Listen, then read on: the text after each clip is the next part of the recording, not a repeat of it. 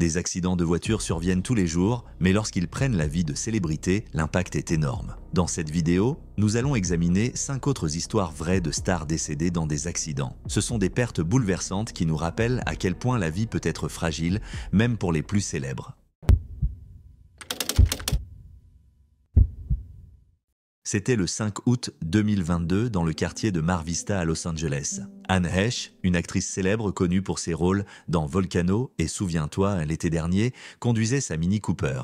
Ce matin-là, quelque chose a terriblement mal tourné. Vers 11h01, Heche a perdu le contrôle de sa voiture et s'est écrasée contre une maison sur Walgrove Avenue. L'impact a été violent et la voiture a immédiatement pris feu. Des témoins ont rapporté qu'elle roulait à environ 130 km/h dans une zone limitée à 40 km/h. La maison a été lourdement endommagée et les flammes ont consumé la voiture ainsi qu'Heche la piégeant à l'intérieur. Les secours sont arrivés rapidement mais ont eu des difficultés avec le feu et les dégâts structurels. Les pompiers ont mis environ 30 minutes pour libérer Heche du véhicule en feu, au cours desquels elle a inhalé une grande quantité de fumée. Heche était grièvement blessée et a été transportée à l'hôpital, puis transférée au Grossman Burn Center à West Hills. Elle souffrait de graves brûlures au 2e degré sur 12% de son corps, incluant son visage, son cou, ses épaules et sa poitrine, ainsi que de brûlures au 1er degré sur 40% de son corps. Elle s'était également fracturé le sternum, ajoutant à sa douleur et à son état critique. Les équipes médicales ont travaillé sans relâche pour la sauver, effectuant des greffes de peau sur son cou, son torse et ses membres. Malgré leurs efforts, Heche n'a jamais repris connaissance. Elle a été placée sous assistance respiratoire, mais son état ne s'est pas amélioré. Le 11 août, 6 jours après l'accident, Heche a été déclarée en état de mort cérébrale, ce qui est considéré comme un décès légal en Californie. Son cœur continuait de battre pendant qu'elle restait sous assistance pour un don d'organes. Sa famille a honoré ce désir par l'intermédiaire de la fondation One Legacy. Le fils aîné d'Heche, Homer, qui avait 20 ans, a partagé son chagrin dans une déclaration « Mon frère Atlas et moi avons perdu notre maman. Après 6 jours d'émotions presque insupportables, je reste avec une profonde tristesse. J'espère que ma maman est maintenant libérée de sa douleur. » Il a également remercié ses amis, sa famille et ses fans pour leur soutien en cette période difficile. Hollywood a été choqué par la mort de Heche et les hommages ont afflué de la part de collègues et de fans. Ellen DeGeneres, ancienne compagne d'Heche, a exprimé son chagrin en tweetant « C'est une journée triste. J'envoie tout mon amour aux enfants d'Anne, à sa famille et à ses amis. » L'actrice Patricia Arquette a également rendu hommage à Heche en disant « Repose en paix maintenant, Anne. Elle était une actrice incroyablement talentueuse qui a enduré plus de souffrances que quiconque ne devrait. » L'enquête sur l'accident a révélé qu'Heche était décédée de blessures par inhalation et par brûlure, ainsi que d'une fracture du sternum causée par la collision. Bien que des tests toxicologiques aient montré des traces de certaines substances contrôlées dans son système, il a été confirmé que l'une d'elles avait été administrée à l'hôpital pour soulager sa douleur. Le médecin légiste a déterminé qu'Heche n'était pas sous influence au moment de l'accident. Malgré la réponse rapide des secours, l'intensité de l'incendie et les dégâts structurels ont retardé son sauvetage, menant à sa fin tragique. La carrière d'Heche a duré des décennies et elle a connu la célébrité dans les années 80 et 90 grâce à des rôles dans le soap opéra Another World et des films comme Des hommes d'influence et 6 jours, 7 nuits. Sa performance dans le film de 2004, Gracie's Choice, lui a valu des critiques élogieuses et une nomination aux Primetime Emmy Awards. Elle a également reçu une nomination aux Tony Awards pour son rôle dans 20th Century à Broadway. Au-delà de son jeu d'actrice, Heche était connue pour son courage à défendre ses convictions. Sa relation avec Ellen DeGeneres à la fin des années 90 était révolutionnaire à une époque où les relations entre personnes du même sexe n'étaient pas largement acceptées à Hollywood. Elle a subi des répercussions pour sa décision, y compris la perte d'un contrat avec un grand studio, mais elle est restée fidèle à ses principes. La vie personnelle d'Heche a connu ses difficultés. Elle a épousé Coleman Coley Laffoon en 2001 et ils ont eu un fils nommé Homer. Après leur divorce en 2009, elle a eu un autre fils, Atlas, avec l'acteur James Tupper. Malgré ses défis, Heche était une mère dévouée. L'héritage d'Anne Heche perdure à travers ses films et l'impact qu'elle a eu sur ceux qui l'ont connue. Elle sera toujours rappelée pour son talent, son courage et son désir de diffuser l'amour et la bienveillance.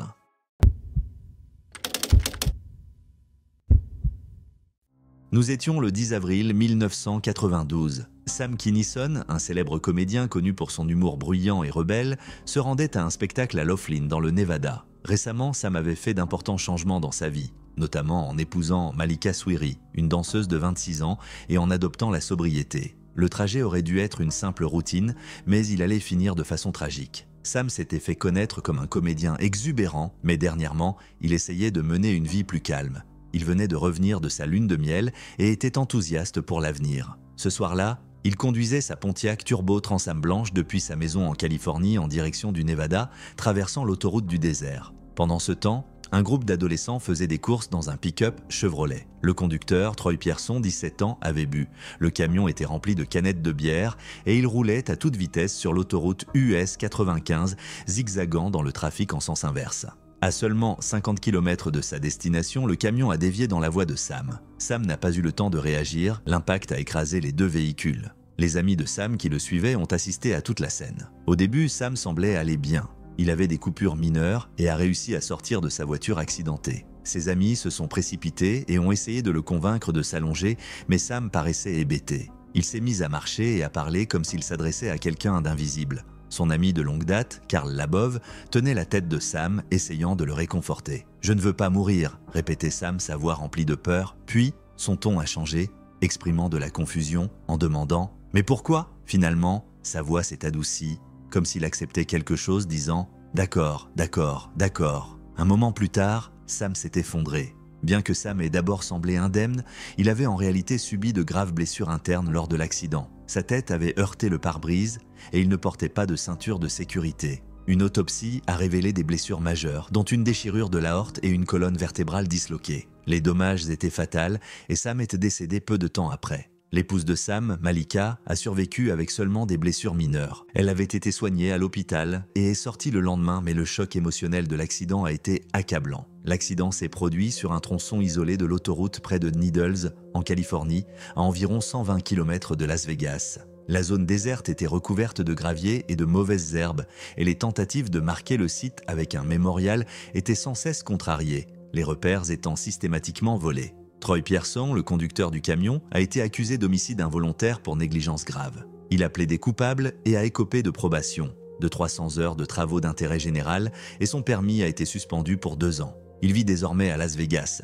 La nouvelle de la mort de Sam Kinison a choqué ses fans et le monde de la comédie. Sam s'était forgé une réputation pour son style de vie extravagant et son humour bruyant et controversé. Mais ces derniers instants ont révélé une vulnérabilité que peu de gens connaissaient. Après avoir survécu à tant d'expériences risquées dans sa vie, sa mort dans cet accident semblait particulièrement tragique. La carrière de Sam avait été une tornade de succès et d'excès, devenu célèbre dans les années 80 pour son humour franc et sans retenue. Il est apparu à la télévision, a sorti des albums de comédie et s'est produit devant des salles combles. Mais en coulisses, Sam luttait avec des problèmes personnels, notamment l'addiction, qui ont affecté sa carrière et sa santé. Né à Yakima, dans l'État de Washington, en 1953, Sam était le fils de 2 prédicateurs évangéliques. Pendant un temps, il a suivi leurs traces en devenant lui-même prédicateur pentecôtiste. Après un mariage raté et une crise de foi, Sam a quitté le ministère et s'est tourné vers la comédie. Son style intense et théâtral sur scène reflétait son passé de prédicateur. La grande opportunité de Sam est arrivée en 1985 lorsqu'il est apparu dans le Young Comedian Special de HBO. Cela a lancé sa carrière, le rendant célèbre pour son humour bruyant et audacieux. Mais à mesure que sa célébrité grandissait, ses luttes personnelles s'intensifiaient aussi. En 1992, Sam essayait de remettre sa vie sur les rails. Il avait signé un contrat pour 2 films et discutait d'un projet de variété avec Fox. Malheureusement, alors qu'il tournait sa vie dans la bonne direction, l'accident a mis fin à son avenir. La mort de Sam a été une perte significative pour le monde de la comédie. Il a été enterré à Tulsa, dans l'Oklahoma, où l'on peut lire sur sa pierre tombale « Dans un autre temps et un autre lieu, on l'aurait appelé prophète ».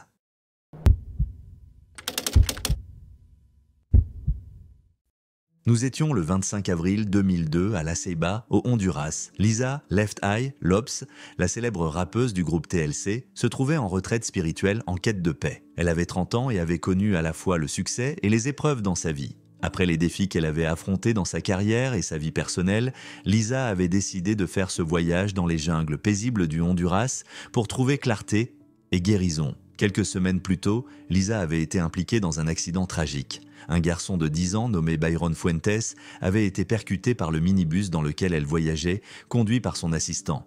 Malgré leurs efforts pour le sauver, le garçon est décédé. Cet événement a profondément marqué Lisa. Étrangement, le garçon portait le même nom de famille qu'elle, Lopes, ce qui lui a fait croire qu'un esprit qui devait prendre sa vie avait pris celle du garçon par erreur. Cette pensée la hantait alors qu'elle continuait sa quête spirituelle. Pendant son séjour au Honduras, Lisa filmait ses expériences avec une caméra portative. Ses enregistrements ont ensuite été transformés en un documentaire intitulé « The Last Days of Left Eye ». Ce film dévoilait un côté vulnérable de Lisa que peu de gens avaient vu. Derrière son image publique fougueuse, elle luttait contre des douleurs du passé, incluant son enfance difficile et sa relation tumultueuse avec son ex-petit ami, André Rison. Elle avait autrefois incendié ses chaussures dans un moment de colère, mais au fond, elle recherchait la paix intérieure. Aux Honduras, Lisa pratiquait le jeûne, la méditation et suivait un régime alcalin influencé par le docteur Sebi, qui prétendait que cela pouvait guérir des maladies. Elle croyait que cela lui apporterait la clarté spirituelle qu'elle désirait. Malgré ses efforts, Lisa n'arrivait pas à se débarrasser du sentiment qu'un événement sombre allait se produire. Le jour de sa mort, Lisa et ses amis conduisaient une Mitsubishi Montero de location, filmant d'autres séquences pour son documentaire. Lisa était au volant lorsqu'elle aurait fait un écart pour éviter une voiture qui s'était arrêtée brusquement devant elle. Elle a perdu le contrôle de la voiture, qui a fait plusieurs tonneaux. Lisa, qui ne portait pas de ceinture de sécurité, a été éjectée du véhicule. Les blessures à sa tête et sa poitrine lui ont été fatales. La mort de Lisa a choqué le monde. Son énergie vibrante et son talent ont laissé une marque indélébile dans l'industrie musicale. TLC avait été l'un des groupes les plus influents des années 1990 et la voix unique de Lisa et son style étaient essentiels à leur succès. Bien qu'il ait été confirmé que Lisa roulait à vive allure, l'influence de substances ou d'alcool a été écartée. Ce n'était qu'un tragique accident. Dans les semaines qui ont suivi sa mort, les fans et d'autres artistes ont exprimé leur chagrin. La présence de Lisa a laissé un vide impossible à combler. Les images qu'elle avait filmées pendant son séjour au Honduras ont été publiées en 2007 dans The Last Days of Left Eye, offrant un aperçu de sa quête spirituelle et de ses pensées finales. Même après sa mort, des questions demeuraient. Certains se demandaient si sa conviction qu'un esprit avait pris par erreur la vie de Byron au lieu de la sienne était d'une certaine manière liée à sa propre mort. Ces questions sans réponse ont laissé les fans spéculer sur ces dernières semaines. Sa mère, Wanda Lopes, a par la suite intenté un procès contre Mitsubishi, affirmant que le véhicule que Lisa conduisait avait tendance à se retourner. Bien que cela ait attiré l'attention sur la sécurité de la voiture, l'issue du procès reste floue. Dans un coup douloureux, des photos du corps de Lisa ont été divulguées en ligne peu après sa mort, provoquant plus de chagrin pour sa famille et indignation chez ses fans. Malgré cette atteinte à la vie privée, l'héritage de Lisa continue de briller à travers sa musique et les souvenirs de ceux qui l'ont connue et aimée. TLC a continué, mais l'absence de Lisa s'est toujours fait ressentir. Tion Tiboz, Watkins et Rosonda Chili, Thomas ont honoré leur ami de nombreuses façons, bien que la perte soit toujours lourde. Les fans se posent encore des questions sur les mystères entourant les dernières semaines de Lisa. C'était juste après minuit, le 31 août 1997 à Paris, France. La princesse Diana avait passé la soirée avec son compagnon, Dodi Al-Fayed, au Ritz Paris, un hôtel appartenant au père de Dodi, Mohamed Al-Fayed. Le couple venait de revenir de vacances à bord du yacht de Mohamed et était arrivé à Paris la veille. Ce n'était qu'une escale avant que Diana ne retourne à Londres pour retrouver ses fils, le prince William et le prince Harry. Après son divorce avec le prince Charles, Diana avait cherché à préserver plus de vie privée. Sa relation avec Dodi semblait être un nouveau départ, mais les paparazzi ne la laissaient pas en paix. Ce soir-là, les médias les suivaient, rendant impossible de profiter d'un dîner tranquille. Ils avaient donc choisi de manger à l'abri des regards, dans la suite impériale du Ritz, pour éviter la presse. Juste après minuit, Diana et Dodi décidèrent de quitter l'hôtel et de se rendre à l'appartement de Dodi. Ils espéraient éviter les paparazzi en sortant discrètement par la sortie arrière. Henry Paul, le chef de la sécurité de l'hôtel, conduisait la Mercedes noire S280. Le plan était de partir sans être vu, mais il a rapidement échoué. Henry Paul, qui a été retrouvé avec de l'alcool dans le sang, accéléra, emmenant Diana, Dodi et leur garde du corps, Trevor Rhys-Jones. Seul Rhys-Jones portait sa ceinture de sécurité, une petite décision qui aurait de lourdes conséquences. Alors qu'ils circulaient dans Paris, les paparazzi continuaient de les poursuivre. Henry Paul accéléra pour leur échapper, atteignant des vitesses dangereusement élevées. Vers minuit 25, le véhicule entra dans le tunnel du pont de l'Alma à environ 195 km/h. La voiture perdit le contrôle, heurta un pilier en béton, fit des tonneaux et s'immobilisa. Un médecin français en passant, le docteur Frédéric Maillet, aperçut l'accident et s'arrêta immédiatement pour aider. La scène était horrifiante. Diana était toujours en vie mais inconsciente, tandis que Rhys Jones était blessé mais conscient. Le docteur Maillet utilisa un sac respiratoire pour aider Diana à respirer pendant l'arrivée des secours. À minuit 40, il était clair que Henry Paul et Dodi Al-Fayed étaient décédés sur les lieux. Malgré la tragédie, les paparazzis continuaient de prendre des photos des débris. 7 d'entre eux furent ensuite arrêtés pour leur implication. Le sergent Xavier Gourmelon, l'un des premiers intervenants, se souvint d'avoir entendu les derniers mots de la princesse Diana. « Mon Dieu, que s'est-il passé ?»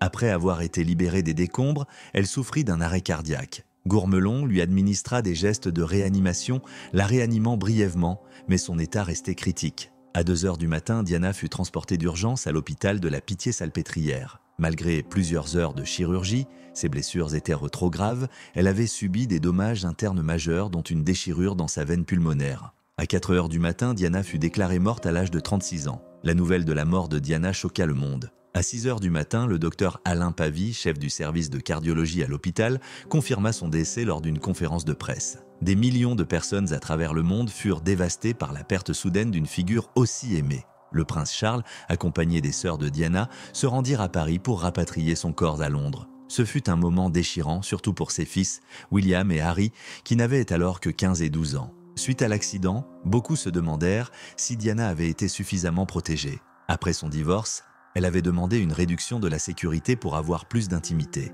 ce qui avait diminué le niveau de protection dont elle jouissait auparavant. Certains se demandèrent si le résultat aurait été différent si sa sécurité était restée inchangée. L'accident alimenta également des théories du complot, certains se demandant s'il s'agissait vraiment d'un accident. Cependant, une enquête britannique, l'opération Paget, conclut plus tard que l'accident avait été causé par une conduite imprudente et la poursuite des paparazzis, l'alcool dans le sang d'Henry Paul, ayant joué un rôle important. Malgré les conclusions officielles, beaucoup se demandent encore « et si Diana avait porté sa ceinture de sécurité ? Et si elle n'était pas partie du Ritz ce soir-là ? Et si Henry Paul avait été sobre ?» Ces questions persistantes hantent toujours ceux qui pleurent de sa perte.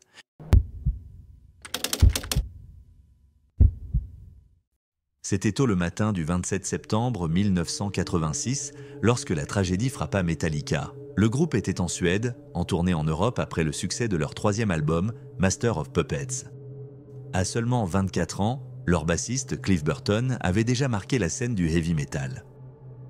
Beaucoup pensaient que son talent aiderait le groupe à atteindre de nouveaux sommets, mais le destin en décida autrement. Metallica était à l'apogée de sa carrière. Master of Puppets avait reçu un disque d'or et les fans étaient captivés par le style agressif du groupe.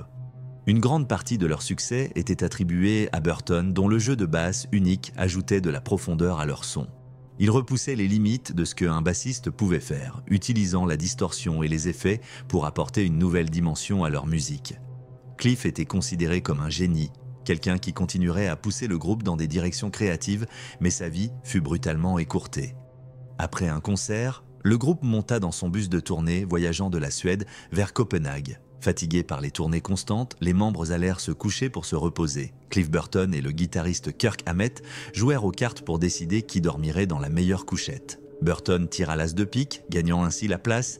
Vers 7 heures du matin, le désastre frappa. Le bus perdit le contrôle et glissa hors de la route. Le chauffeur affirma qu'ils avaient roulé sur du verglas, provoquant le renversement du véhicule. Burton, qui dormait dans une couchette supérieure, fut projeté par la fenêtre et le bus tomba sur lui, le tuant sur le coup.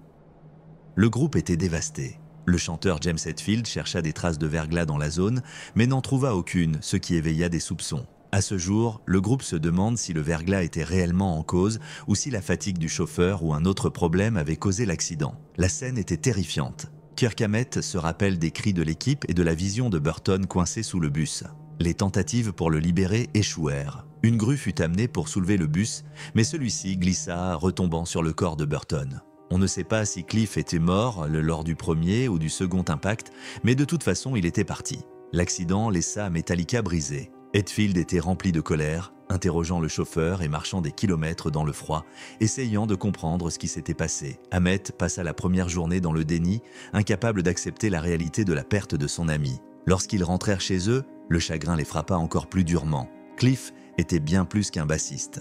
Il était une figure clé de la direction créative du groupe et un ami proche. La nouvelle de la mort de Cliff Burton choqua le monde du métal. À seulement 24 ans, il était déjà devenu une légende. Son corps fut envoyé à un hôpital local en Suède où une autopsie confirma qu'il était mort de multiples blessures. Aucun alcool ni substance n'était impliqué, mettant fin aux rumeurs qui avaient circulé après l'accident. Cependant, les doutes sur le récit du chauffeur subsistaient, certains suspectant la fatigue comme la véritable cause. Le chauffeur fut disculpé de toute faute, mais le groupe resta avec des questions sans réponse. La véritable cause de l'accident demeure un mystère et elle continue de hanter Metallica à ce jour. Après l'accident, le groupe dut prendre une décision difficile.